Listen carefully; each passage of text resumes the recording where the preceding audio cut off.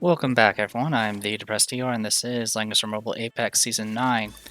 Alright, last video I did talk about possibly swapping out Narm. I went ahead and did that. Narm definitely has an interesting kit, but the problem is there's not actually that many flyers that I need her for, and most of them I tend to ban anyway.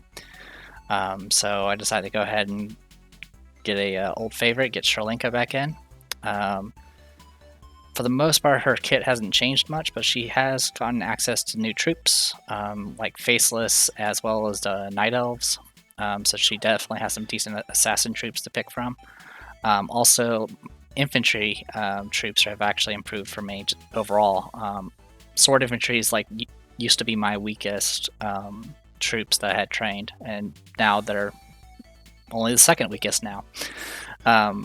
Now, as far as only the other change I made with Sherlinka is I replaced her sword with the Unstoppable Knight. I think that's what it's called. It dropped her HP a little bit, but it still gave her the plus 10% attack, and now she gets plus 5% attack, defense, and M defense if she's attacking anything at 100% health.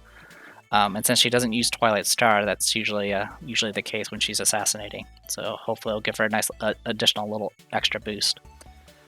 Besides that, I don't think there's really anything else to point out. I think I already mentioned that Moo's 6 stars, so everyone on this team should be 6 stars at this point. I did lose 2 matches prior to this match, and since I was at borderline Silver 1, the first loss actually brought me down to Silver 2, and then I lost again. Mainly because I was pretty sloppy with how I was handling my assassins. I was trying out Sherlinka. I was so used to her being tanky with skeleton warriors that I thought she could maybe tank a normal hit from Sherry, and that was not the case.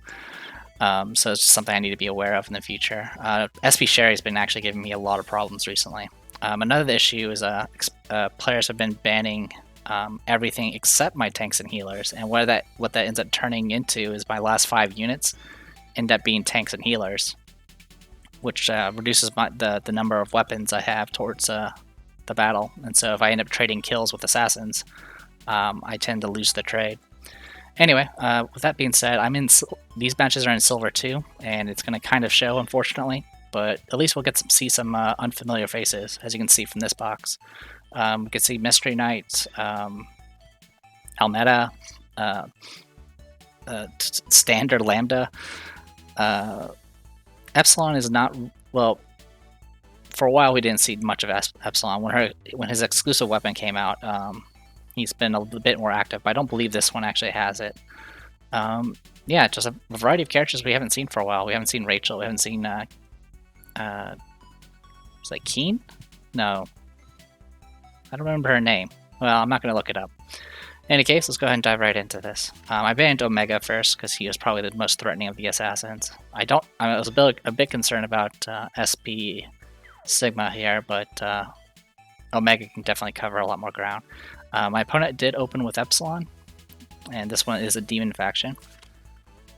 At this point, I immediately one of the things I was taking a very long time on my band picks because I was looking up on Langrisser what the factions of some of these characters were because I did not remember. So seeing Epsilon was seeing the number of characters here that were like was it Yillis faction? I went ahead and banned Landius here as well as Sigma, and that definitely toned down the options as far as what they could pick for faction buffers. Went ahead and grabbed Hilda. That's my usual staple. Went ahead and ban my Assassin's long range. I want to point out one other thing that happened when I lost on one of my losses. A combination of Christiane and Helena here. It can do a lot of just passive AoE damage in combination with the axe that does fixed damage. It does quite a bit. It was a lot more than I expected. In some groups, it's not a big deal, especially if you have Rose and Seal.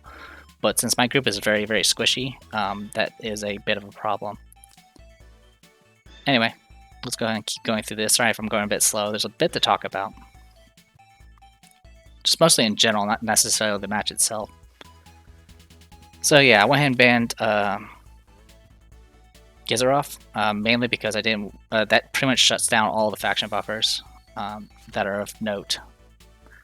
They do have Empire and Meteor faction buffs, but they actually don't really have any. They don't actually have any Empire faction buffers.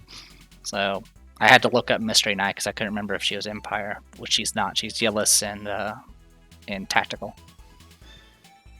So get Lambda here, and at this point I was completely fine with my opponent having a secondary healer if they want to pick one. Neither one of them were that threatening, and since they already had Rose and Seal, the immunities that you get from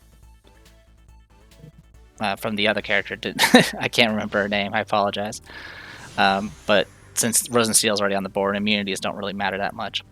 In any case, so yeah, got Epsilon here. He can faction buff himself. He's pretty dangerous. With the faction buff, he gets an additional 2 mobility and 2 additional range with skills. His demonic blade, which bypasses guard, only has 1 range, but with a faction buff, it becomes 3 range. So he can cover some ground really effectively, and more than likely he has Breeze. Lambda here, she's generally specialized in line-based AoEs. In fact, she gets increased range with them and increased damage, and then she of course has Dwarf Adventurer. She's like one of the few characters that can actually make use of them. Unfortunately, these Dwarf Adventurers are not maxed out. I believe everyone here is max stars, but I don't entirely know. This Freya picked Templar Knights, which I don't know why. Like, it doesn't actually. Templar Knights don't actually provide any good tanking. I don't know what cav Freya has access to. I don't think she actually has very many good ones. I'm maybe guessing that she was thinking I was going to grab Sword Infantry for maybe like Marielle here, but I didn't. I grabbed Amazon Champions. So this Freya is pretty vulnerable.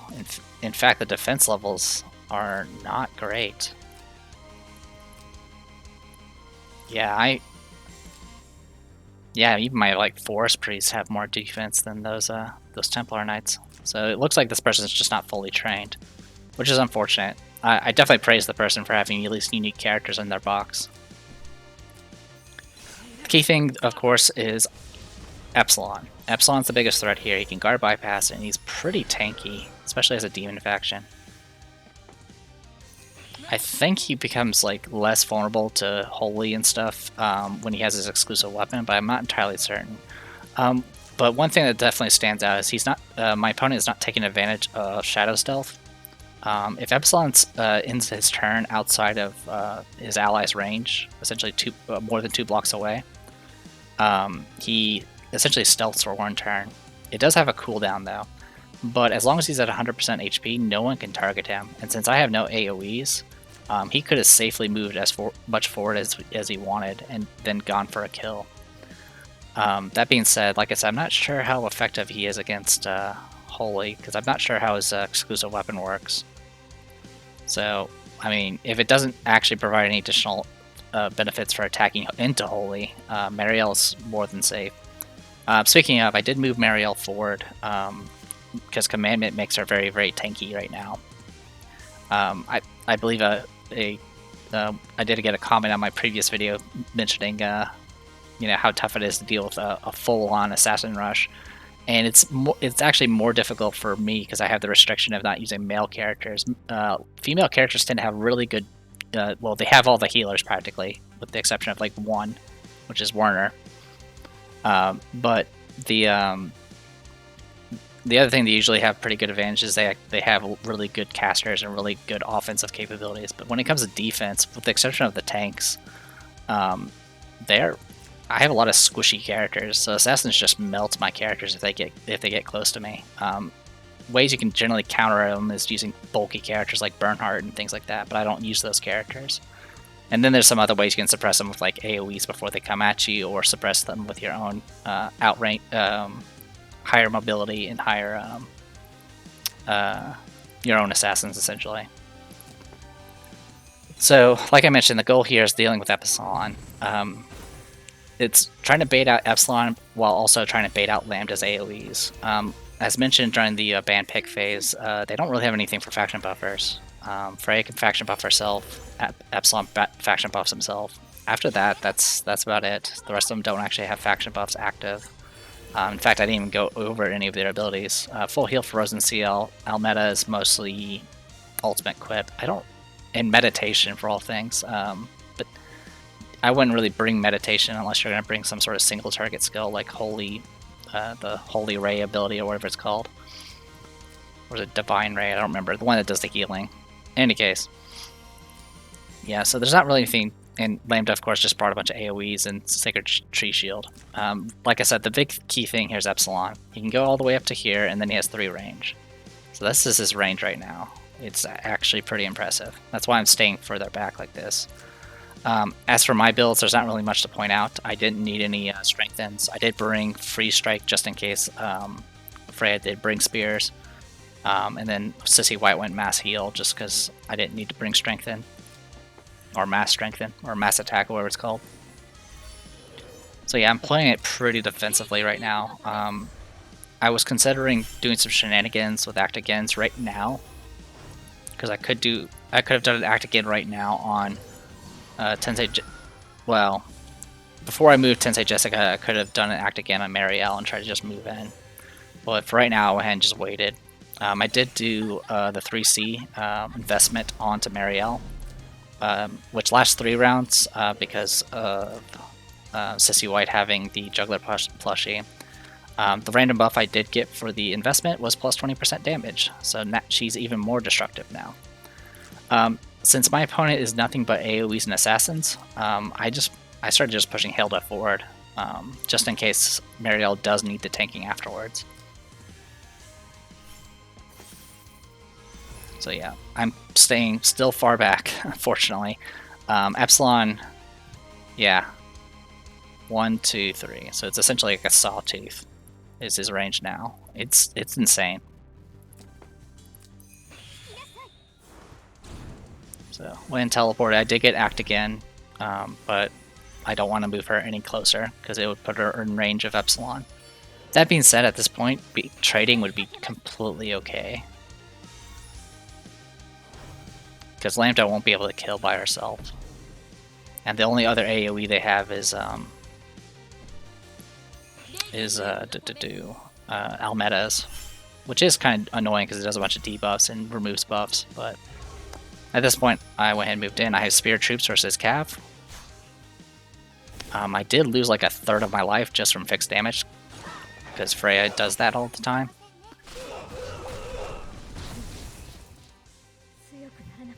So one thing to point out, I had 50% reduced damage there, and I still got the kill. Like, I got the kill by quite a bit. At this point I got an Act Again, and then my opponent gave up. So that was just, yeah, I think my opponent just was not anywhere geared up. Sorry about that, I forgot to cut the video when I needed to. Not that there's really spoilers for this. So my opponent's Twister, which I didn't know when I was actually doing the banned picks because they're hidden. But Twisters, I believe I mentioned in the past. I think I specifically showed all the matches I did with Twister. I think it's either that or somebody else, but I'm pretty sure I fought Twister multiple times. As for the box, it's kind of similar to mine in some ways. Some long legs, some assassins. No, I'll take that back. They only have 1 assassin, or 2 was Espy's Cherry. So. But in any case, it's a little bit more favoring AoE than mine. I guess you can say it's the box. In any case, I went ahead and banned Hilda, so I don't have to deal with any of that nonsense. And if they need a tank, they'll pick that first. Obviously, we see characters like Rian. Ares is a problem, but at this point, I'm kind of just used to dealing with them.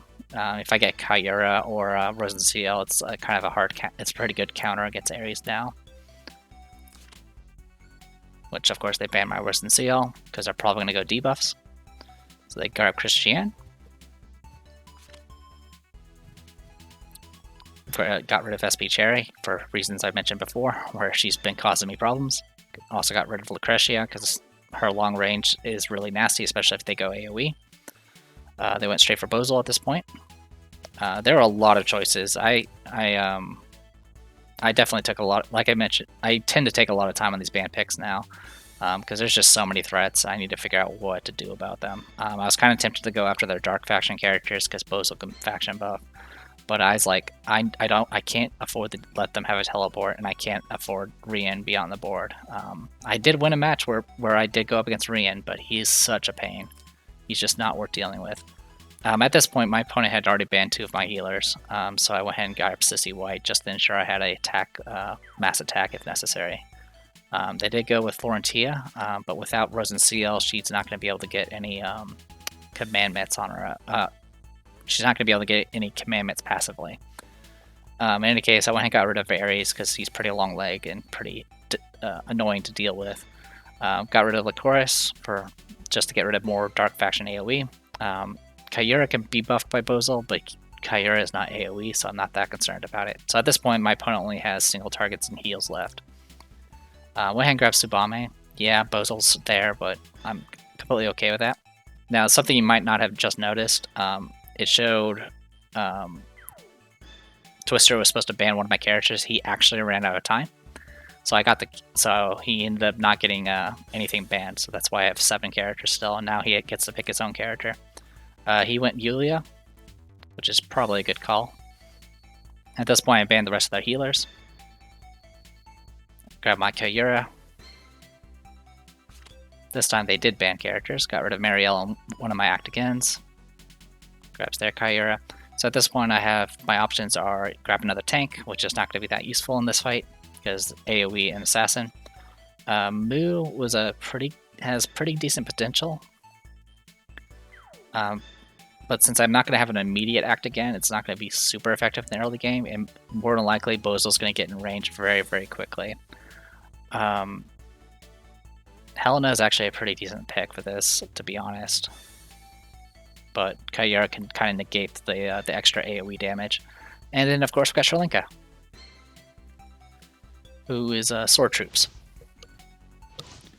So the neat thing about Sherlinka, since I mentioned the thing about Assassin Troops, if I do bring Assassin Troops as Sherlinka, I do actually get the benefit of Fleeting Flash, where she becomes flying, which can be kind of interesting.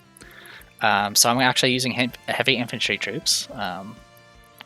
In all the previous seasons where I did use Sherlinka, I never used infantry troops. I always used the skeleton warriors, simply because I just did not have infantry troops trained. So now this will be my first match where I actually use infantry. So we got Tsubame, standard kit with Faceless, Sissy White with Mass Attack and Forest Priest. I'm going to be pretty vulnerable to Bozil if he does get in range and starts smashing me with AoEs. But I'm hoping to get some kills off before that happens. Kyura, standard kit with full offense. And then, of course, I brought Hilda with her faction buff. To be honest, there's not really... Hilda is pretty much just here to do the faction buff, and that's about it. Everything here can either negate guard, or disable my guard, bypass guard, or it's AoE. Now, one thing to note, that Florentia is only 5 stars. Hence the 4 battle strategies here. Also, just HP-wise, yeah, only less than 8k HP. That's not great. The Kyura is a little bit better. Their Kyura is 6 stars. The Bozil, I think, is 6 stars. But the Bozil did not bring faction buff. He did bring 3C and Earthquake. So just going pure debuffs, not really that concerned about, I guess, doing high amounts of damage. I don't know if Florentia has access to a magic defense buff, but bringing no buff at all for Bozil is kind of weird. Especially, or a buff for Kyura. Like, Florentia can at least bring mass attack. Yulia here, standard kit. And then Christiane does have fallen petals, so she will get rid of stacks but through deaths. Also brought phalanxes as her troops, which is fine. I'm just kind of comparing HPs here. Yeah, not too bad. In any case, Christiane's the only faction buffer, which is only going to apply to Christiane and Yulia here. Main thing I did count, of course, is how far Bozil can go. He does have boots, so he can go all the way up to here first round, and then go 1, 2, 3, 4, and then 1, 2, 3, 4, 5 to here to do his 3C. So if he were to go max movement, he would definitely be able to cover everything. So with that in mind, I pretty much had no choice but just to move forward, because I'm gonna get caught by the AoE no matter what. So I start moving. Bozil did not move all the way forward. He only moved 2 steps, but that still puts him well within range of being annoying. fact, he can go right about... Yeah, he can go here and go 1, 2, 3, 4, 5. Still a ton of coverage. Kyura did go into the water for some reason, but it still gives pretty good range. I don't know if this Kyura has the staff or not, the ranged staff one. I don't, so there's that. So at this point, since, like I said, Bozel's gonna get me no matter what, I might as well just move forward. So I teleported up there, and then I moved up there. So my intention was to move all my assassins together so I can do mass attack, but I actually kind of mismeasured things, and I actually did not... I'm not going to be able to reach Sholinka. So if Florentia wanted to do the act again, she could have. She could have done 3C into nothingness to get one stratagem and then just activate act again. But in the fact that Twister can go first next round, it's not really beneficial. Did pop the rush, which of course gave +2 mobility to Bozel. So at this point, literally could go practically anywhere. So I stayed far back. I couldn't reach Sholinka anyway. Did my mass attack here. This will ensure that they'll have the attack buff, and also they're immune to attack down and silent, which is pretty key for assassins. So my opponent's going to go first, and as I predicted, it went Descent of Chaos. Didn't have too much heal negation. So one thing I did not realize. So yeah, Descent of Chaos will do 3 random debuffs. And then... Actually, what order is that done in? Okay, I think some of the debuffs were just things I was immune to. Because the benefits from the talent and I think the seal did not trigger until after Kyura's talent went off. So I didn't actually know that was the order of operation there. Sholinka did get silenced and passive silenced. And then the other 2 got heal negated. So, a little annoying, but not the end of the world. But since Kyura was fine, I went ahead and moved in. My opponent did have the ring that does reflect magic damage, which actually nearly kills me. But I did get the kill. Very easily, in fact. Then I teleport back, and within 3 range I healed and removed 2 debuffs.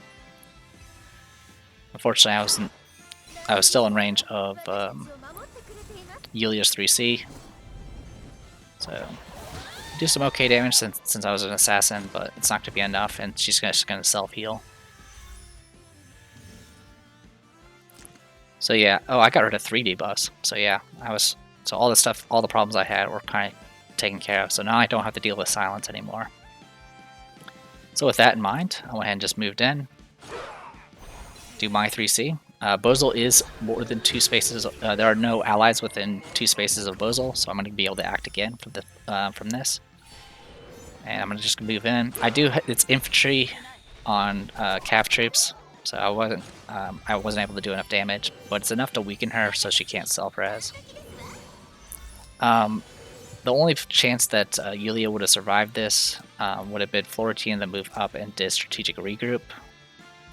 I don't know if that would have been enough to bring Yulia to self-res range, and even if it did, I could still potentially do Twilight Star fixed damage to bring her back down. So it's kind of hard to say. And I thought Glory of Langrisser did stuff.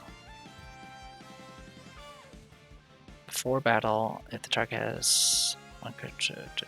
Oh, okay, so it just reduced the cooldown. Okay. So with that, move in, get the kill. Killing machine. Also, I think my health was high enough, so I got first strike. Not that it matters, she's melee. And that was pretty much it. So, like I said, I was in silver too, unfortunately, so the matches were what they were. But it kind of gave me a little bit of opportunity to kind of practice with some more with Sholinka. Both the matches that I lost, I think had Sholinka in both of them, and I just didn't do very well. I was just trying to figure out how tanky she is now in comparison to characters like Sherry. Sherry is definitely a problem. The amount of damage Sherry can do, even by herself, is like if she does the the assassin skill that attacks at 2 range without her troops, she still can get kills. It's pretty crazy. And at full hit points as Sharlinka, she had faceless troops. SP Sherry just did a regular attack, and that was enough to actually get kill. Of course, she'll self-res, but it ends up putting her in slumber. So it's a bit rough. So yeah, and just to show off the gear, as you can probably tell, it's the new day. Yeah, so Sharlinka here. Got the Unstoppable Knight. I definitely want to switch her armor. If I get another one of those, if I get another one of these Forbidden Defender's armor, I'll probably swap it. To be honest, I probably should swap it now. Just take it off Shell tier, but nah, I'm good. I'm good for now. In any case, that's gonna be it for this week. I've been pretty busy with work and stuff, so that's why I wasn't too concerned about the simple matches this week. Also, a lot of my time's been eaten up by not by the guild store, but the Dimensional Expedition. So we'll see if we can get a better ranking this time. But I'm pretty sure we're just gonna be top 16 like usual. In any case, I am The Depressed Viewer. This was Langrisser Mobile Apex Season 9. I'll see you guys later.